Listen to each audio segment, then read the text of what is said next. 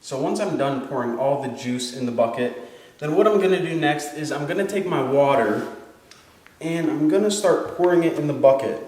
Now what we want to do is we want to, actually you guys probably can't hear with me pouring in there, it's pretty loud. But what we want to do is we want to bring the water level or wine level up to 6 gallons exactly.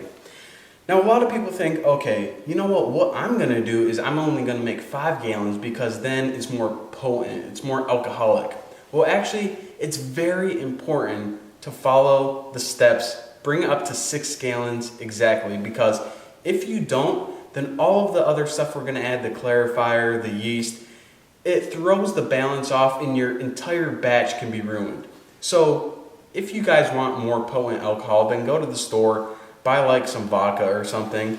But when you're making wine, you need to bring it up to exactly 6 gallons. So let me go ahead and do that now. And if you guys are looking on the side of my bucket and you see that it only goes up to 5 gallons, this bucket right here actually has a line on the inside that I'm looking at for 6 gallons. So even though you guys can't see it, I can. Suckers. Alright, so we're almost at 5. This might be perfect, actually. Wow. Oh, no. Alright. So that's 6 gallons exactly right there. Now we just need to stir it for a couple seconds, make sure everything's mixed together properly. I feel like a witch stirring her cauldron.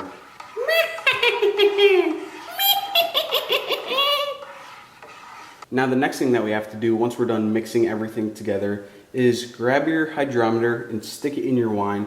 And some people actually get a separate sample of wine, put it in a separate container like a graduated cylinder, and then take a reading from there, but you can actually just stick it in your bucket. It's a whole lot easier. However, when you do, stick it in and spin it, because once you do that, there are some bubbles whenever you stick it right in that can stay on your hydrometer and they can affect the reading. So go ahead and spin it, and that makes sure that any bubbles that were stuck on it, drift off it. So basically what we're testing for, the most important thing, is the density of the wine, which basically gives us how much alcohol we're going to end up with. Now the reading that we should be looking for is specified on your instructions.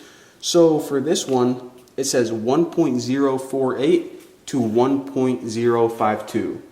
So if you look at the hydrometer, we are in that range. And let me go ahead and zoom up and show you.